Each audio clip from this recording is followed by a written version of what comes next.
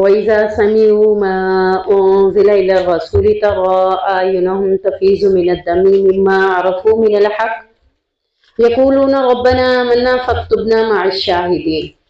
جب وہ رسول پر نازل کیا گیا کلام سنتے ہیں تو آپ دیکھتے ہیں کہ ان کی آنکھیں آنسوؤں سے بہہ رہی ہوتی ہیں۔ اس کی وجہ یہ ہوتی ہے کہ انہوں نے حق کو پہچان لیا ہوتا ہے اور وہ کہتے ہیں ہمارے رب ہم ایمان لیا ہے، لہٰذا تو ہمارے نام حق کی گواہی دینے والوں کے ساتھ لکھ دے۔ یعنی اس آیت میں اللہ رب العزت یہ بتا رہے ہیں کہ جب نبی کریم صلی اللہ علیہ وسلم پر ایمان لانے والے لوگ جو صحابہ تھے قرآن نبی کی زبان سے سنا کرتے تو آپ دیکھتے کہ ان کی آنکھوں سے آنسو جاری ہو جاتے۔ جیسا کہ آپ لوگ دیکھیں کہ آپ کے سامنے جب کسی غمناک قصہ کیا جاتا ہے یا کوئی ایسی بات بتائی جاتی ہے جو ریئل میں آپ کو متاثر کرتی ہے، کیونکہ وہ آپ کی لینگویج میں ہوتی ہے تو آپ کو متاثر کرتی ہے تو آپ کی آنکھوں سے آنسو بہہ رہے ہوتے ہیں۔ یا سم ٹائم دعا ایسی ہوتی ہے، میں نے اکثر دیکھا ہے کہ عربی میں جب دعا کوئی کرواتا ہے تو آپ دیکھیں کہ آپ کی فیلنگز کچھ اور ہوتی ہیں، جب وہ اردو میں آپ کی زبان میں وہ لفظ کے ساتھ دعا منگواتا ہے تو کئی ایسے الفاظ ہوتے ہیں جن کے اوپر آپ کی آنکھیں بہنے لگ جاتی ہیں۔ وجہ کیا ہے کہ آپ کو اس کی سمجھ آتی ہے، سمجھ آنے کی وجہ سے آنکھوں سے آنسو بہتے ہیں۔ تو یہاں بھی سب سے بڑی بات یہی ہے کہ وہ اس کو حق کے ساتھ پہچانتے سے مراد، کیونکہ وہ خود عربی زبان تھے، عربی کی لغت کو اچھے سے سمجھتے تھے، اور جب عربی کی لغت کو وہ اچھے سے سمجھتے تو قرآن اسی زبان میں نازل ہوا، تو جب وہ قرآن پڑھا جاتا ان کے سامنے تو ان کی آنکھیں آنسوں سے تر ہو جاتی تھیں، بہنے لگ جاتی تھیں۔ تو اللہ رب العزت نے ان کی کیفیت یہ بتائی کہ بعض اوقات وہ ایسے ہو جاتے جیسے رونگٹے کھڑے ہو جاتے تھے۔ تو اللہ تعالیٰ ہمارے اوپر بھی قرآن کا اثر اتنا کر دے کہ جب بھی ہم قرآن کو سنیں تو قرآن سننے کے بعد ہمیں بھی ایسی ہی فیلنگز آئیں کہ جہاں رونا ہو وہاں روئیں، جہاں پڑھنا ہے جنت مانگنی ہے وہاں جنت کو مانگیں۔ آیت نمبر 89، لا یؤاخذکم اللہ باللغو فی ایمانکم ولکن یؤاخذکم بما عقدتم الایمان۔ اس میں قسموں کے حوالے سے ذکر ہے کہ جب ہم قسم کھا لیتے ہیں بلا ارادہ، یعنی کوئی آپ کا ارادہ نہیں ہے۔ کچھ لوگوں کی عادت ہوتی ہے کہ وہ بات بات پہ قسم کھا رہے ہوتے ہیں، کچھ کی تکیہ کلام بن جاتا ہے، یا کچھ ویسے ہی ان کا ارادہ نہیں ہوتا، وہ کہتے اللہ کی قسم ایسے ہی ہے، یعنی وہ یہ نہیں دیکھ رہے ہوتے کہ ہم قسم خصوصی طور پہ کھا رہے ہیں، جیسے کسی بات کے اوپر قسم کھائی جاتی ہے۔ تو یہ بلا ارادہ بغیر ارادے کی قسم کے بارے میں ہے کہ اللہ رب العزت تمہاری بغیر ارادے کی قسموں کے اوپر تمہیں پکڑ نہیں کرے گا۔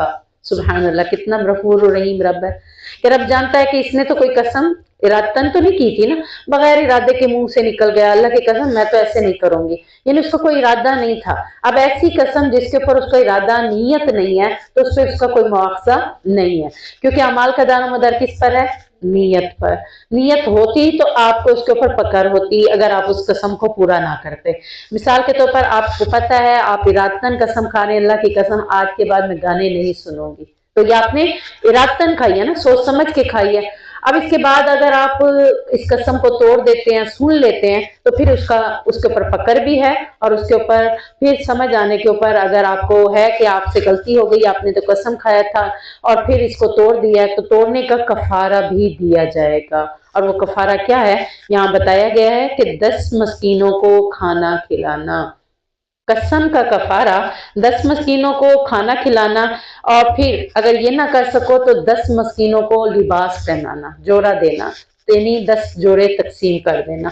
یا پھر یہ بھی نہ کر سکو تو ایک غلام کو آزاد کروا دو، اس کی قیمت دے کر اس کے مالک کو اس کو آزاد کروا دیں۔ اگر یہ بھی نہ کر سکیں تو فَمَن لَّمْ يَجِدْ فَصِيَامُ ثَلَاثَةِ أَيَّامٍ، پھر تم 3 دن کے روزے مسلسل رکھیں گے، یعنی ایک رکھ کے کچھ دنوں بعد دوسرا رکھا جائے گا، نہیں، تینوں روزے بے در پہ رکھے جائیں گے، یعنی مسلسل رکھے جائیں گے۔ تو ہمیں پتہ چل گیا کہ قسم کفارہ بھی اور بلا ارادہ قسم کھانے پر مواخذہ بھی نہیں ہے۔ آیت نمبر 104، وَإِذَا قِيلَ لَهُمْ تَعَالَوْا إِلَىٰ مَا أَنزَلَ اللَّهُ وَإِلَى الرَّسُولِ قَالُوا حَسْبُنَا مَا وَجَدْنَا عَلَيْهِ آبَاءَنَا وَلَوْ كَانَ آبَاؤُهُمْ لَا يَعْلَمُونَ شَيْئًا وَلَا يَهْتَدُونَ۔ جب ان سے کہا جاتا ہے کہ اس حکم کی طرف جو اللہ نے نازل کیا ہے یا اور رسول کی طرف، تو وہ کیا کہتے ہیں؟ ہمیں وہ کافی ہے جس پر ہم نے اپنے باپ دادا کو پایا۔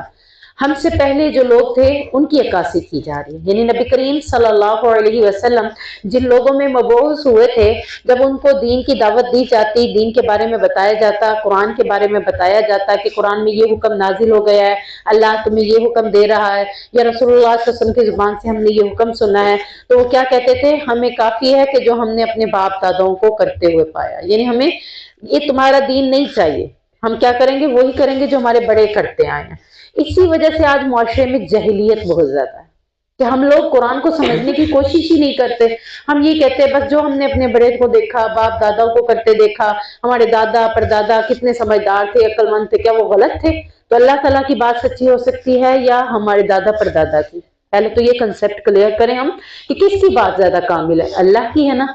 तो अल्लाह क्या कह रहा है कि तुम्हारे बाप दादा क्या थे, लियालमून, नहीं जानते थे कुछ, और दूसरी चीज वला यहतदून, उन्होंने तो हिदायत को इख्तियार ही नहीं किया था। यानी अगर उन्होंने कुरान का इल्म लिया होता, कुरान को जानते होते, कुरान को अरबी के साथ साथ तर्जमे के साथ भी पढ़ा होता, तफसीर भी सीखी होती, तो फिर तो आप कह सकते थे कि हमारे बाप दादा जो करते हैं हम वही करेंगे, क्योंकि उन्होंने दीन को सीखा था। अगर उन्होंने दीन को सीखा ही नहीं है और आपके पास टूटा फूटा दीन जो चलता आ रहा है बरों से वही आपको बता रहे हैं, तो फिर ये क्या है, वो दीन नहीं है। दीन तो वो है जो कुरान के अंदर है, जो इस्लाम ने आपको दिया है। तो अल्लाह कह रहे हैं कि अगरचे उनके बाप दादा कुछ भी नहीं जानते हो, फिर भी वो उन्हीं को पैरवी करेंगे। यानी हम देखें, हम दुनिया में जब हम अपनी ही अक्कासी कर रहे हैं, मैं एक बात कहती हूँ कि हम अपने बच्चों को जब दुनिया की तालीम देते हैं, इंग्लिश उनको पढ़नी लिखनी आ जाती है, तो वो हमें क्या कहते हैं, माँ आपको नहीं पता इसका मायने क्या है, ठीक है ना। ऐसी किताबें आई हुई हैं, बाज़ औक़ात हमने पढ़ी थी जो अपने दौर में वो कुछ और था, आज की किताबें और है, क्योंकि हमें उसका इल्म नहीं होता, हम खामोशी इख्तियार कर लेते हैं। क्यों? क्योंकि मुझे क्या पता कि इंग्लिश में क्या है क्या नहीं है। अब इसी तरीके से जब कुरान को तर्जमे से नहीं पढ़ा तो मुझे क्या पता कुरान में क्या है क्या नहीं है। जब कोई मुझे कुरान पढ़कर बता रहा है कि मैंने कुरान को सीखा और उसमें ये हुक्म है, तो मुझे उसको बिला चूचना वैसे ही मान लेना चाहिए, जैसे मैं समझ रही हूँ कि इंग्लिश मुझे नहीं आती थी, ये बच्चा सही कह रहा है, तो इसी तरह कुरान को भी हमें समझ लेना चाहिए। या दूसरी बात ये कि अगर आपका बेटा इंग्लिश पढ़कर इंग्लिश में लेटर आपको भेजे, आप इंग्लिश नहीं पढ़ सकते, आप क्या करेंगे, लेटर को चूम चाम के रख देंगे, ये सीने से लगा कर रख देंगे कि मेरे बेटे का खत आया है या मेरे खावन का खत आया है या भाई का आया है, जो भी आपके करीबी है, आप उसको रख देंगे? नहीं, आपकी पहली कोशिश क्या होगी कि मैं इसको किसी ऐसे बंदे के पास ले जाऊं जो इसका मतन मुझे बयान करे, मुझे बताया कि इसने इंग्लिश में, मेरे बेटे ने जो खत लिखा है उसने इंग्लिश में इसलिए लिखा है ताकि मैं खुश हो जाऊं कि मैं अपने बेटे को जो बनाना चाहती थी बन गया। अब उसकी उर्दू जब तक नहीं पढ़ूंगी मुझे चैन नहीं आएगा कि मेरे बच्चे ने मुझे लिखा क्या है। तो कुरान एक ऐसी किताब है जो अल्लाह रब्बुल इज्जत ने भेजी है। अल्लाह से जितनी मोहब्बत होगी ना, इस कुरान को तर्जमे के साथ पढ़ने का शौक भी उतना ही आएगा, और फिर इसको सीखने के लिए किसी ऐसे मुस्तनद के पास जाएंगे जो इसको अच्छे से सिखा सकता हो, बता सकता हो कि अल्लाह की बात क्या है, अल्लाह का लेटर आया है, अल्लाह उस लेटर में हमें क्या हुक्म दे रहा है। तो अल्लाह यही कह रहा है कि जिन्हें इन चीजों का इल्म ही नहीं है वो आपको जैसे लगा दे आप वैसे लग जाओगे, जबकि तुम्हारे बाप दादा दीन को जानते ही नहीं थे। तो हमें अपने बाप दादा के दीन पर चलने का हुक्म नहीं है, हमें किसकी पैरवी करनी है, अल्लाह और उसके रसूल की।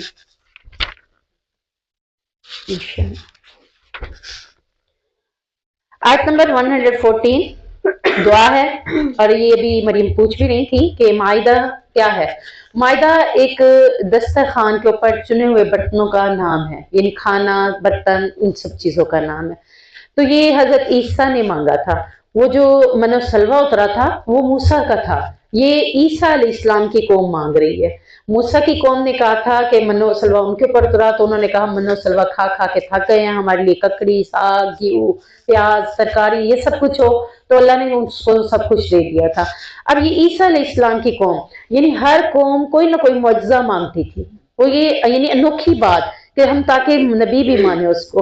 तो अब यहाँ पे ईसा अलैहिस्सलाम की कौम मायदा मांग रही है, यानी एक खान मांग रही है, एक दस्तरखान मांग रही है कि खाने से भरा हुआ एक दस्तरखान हमारे सामने हाजिर कर दिया जाए। ये क्या होगा, मुअज्जा ही होगा ना कि अल्लाह की तरफ से आए, हम नहीं चुनेंगे उस खाने को, हम नहीं बनाएंगे, बस अल्लाह उस खाने को लगा दे।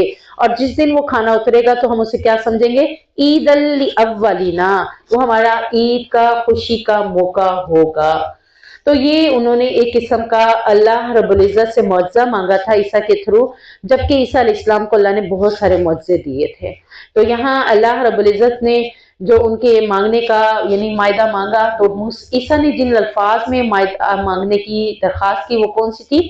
ربنا انزل علینا مائدۃ من السماء تکون لنا عیدا لاولنا وآخرنا وآیۃ منک وارزقنا وانت خیر الرازقین۔ یہ وہ دعا ہے جس کو آپ پڑھیں گے تو آپ کا دسترخوان ہمیشہ ہمیشہ انشاءاللہ بھرا رہے گا، یعنی یہ وہ دعا ہے۔ اس دعا کی کثرت، لوگ پوچھتے ہیں نا رزق کی فراوانی کیسے ہو یا ہمارے پر رزق کیسے آئے، تو اے اللہ ہم پر آسمان سے دسترخوان نازل کروا، وہ ہمارے پہلو ہمارے بعد والوں کے لیے عید کی خوشی کا موقع بن جائے اور وہ تیری طرف سے خاص نشانی ہو اور تو ہمیں رزق دے، بہترین رزق۔ یہ ہے نہیں بات، حضرت عیسیٰ لاسٹ ہے،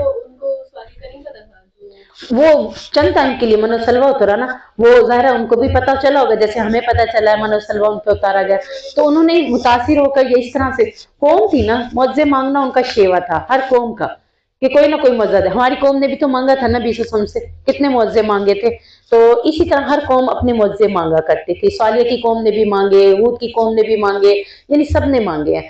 تو وہ یہ دیکھنا چاہتے تھے کہ یہ نبی سچے ہیں کہ نہیں، کچھ یہ دیکھنا چاہتے تھے، کچھ یہ چاہتے تھے کہ یہ معجزے اتریں تو ہمارے لیے کوئی اور ہی خوشی، یہ اب یہ جو معجزہ مانگ رہے ہیں تو یہ کس لیے مانگ رہے ہیں؟ خوشی کا باعث۔ اور دیکھیں کہ پیچھے ہم نے پڑھا ہے، کس کے بارے میں پڑھا تھا؟ ایک پیغمبر کے بارے میں پڑھا تھا، نام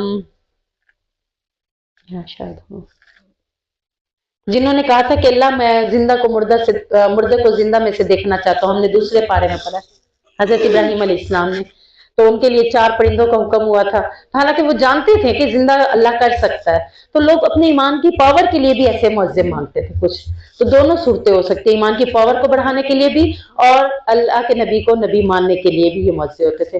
اب یہاں پر عیسیٰ علیہ السلام نے اپنے رب سے دعا بھی کر دی کہ اللہ ہمارے لیے، میری قوم مجھ سے کہہ رہی ہے مائدہ ہو، تو مائدہ اتار دے، ایک دسترخوان اتار دے، تو جس دن یہ اترے گا ہمارے لیے خوشی کا باعث ہوگا۔ تو بہت سے علماء اس کے حوالے سے یہ کہتے ہیں کہ قرآن کی یہ الفاظ ہیں جو عیسیٰ علیہ السلام نے مانگے، تو کچھ کہتے ہیں کہ یہ معجزہ اترا تھا، کچھ کہتے ہیں کہ یہ مائدہ دسترخوان اترا ہی نہیں تھا، یعنی اس میں کوئی اتھینٹک بات نہیں ہے کہ واقعتاً یہ آپ کو ملا تھا یا نہیں ملا تھا، یعنی صرف مطالبہ ضرور کیا گیا تھا، اللہ بہتر جانتا ان کے حق میں بہتر ہوگا تو اترتا، لیکن قرآن میں ایسا کوئی ذکر نہیں کہ ان کے لیے وہ اتارا گیا، یعنی مطالبے کا جیسے ذکر ہے نا یہاں پہ، اتارنے کا ذکر نہیں ہے کہ اتارا بھی گیا تھا کہ یہ نہیں۔ بہرحال کچھ کہتے ہیں کہ اللہ کا وعدہ سچا ہے، اللہ بعض اوقات اپنے وعدوں کو سچ کر دکھاتا ہے، ہو سکتا ہے کہ ان کے اوپر اتارا گیا ہو۔ من و سلوہ کے بارے میں اتھینٹک بات ہے کہ وہ اتاری گئی تھی۔ اب یہ جو دعا میں آپ کو کہہ رہی ہوں، وَارْزُقْنَا وَأَنْتَ خَيْرُ الرَّازِقِينَ، کہ آپ کے رزق کو کیسے بڑھائے گا؟ آپ اللہ سے دعا کر رہے ہیں نا کہ ہمیں بہترین رزق عطا کر دے، تو انشاءاللہ ہر بار آپ کے دسترخوان پہ بہترین رزق موجود ہوگا انشاءاللہ، یعنی یقین کامل کے ساتھ پڑھیں گے تو ضرور ہوگا انشاءاللہ۔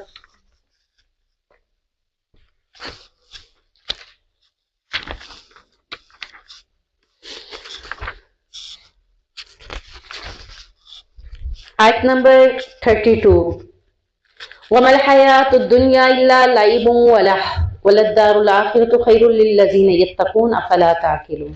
دنیا اور آخرت کے بارے میں اللہ تعالیٰ نے راہی دے دی کہ ہم یہ سمجھتے ہیں کہ دنیا بڑی خوبصورت ہے، اس کے لیے میں بھی خوبصورت بن جاؤں، دنیا کے لیے بھی سارا کچھ میرا ہو، تو اللہ نے دنیا کے بارے میں آگاہی دی کہ دنیا ہے کیا، دنیا کی زندگی سوائے کھیل اور تماشے کے کچھ نہیں۔ آپ جب کچھ کھیل کھیلنا چاہتے ہیں، کوئی بھی کھیل ہے، نیا کھیل بھی کیوں نہ ہو، کتنی دیر بعد آپ کا دل بھر جائے گا؟ گھنٹے بعد، 1.5 گھنٹے بعد، آدھ 2 گھنٹے بعد آپ کہیں گے بس تھک گئے ہیں چھوڑے۔ تو دنیا ایک کھیل ہے، اس سے آپ کا دل ایسے اکتا جانا چاہیے، نہ کہ اس میں آپ مرغوب ہو جائیں۔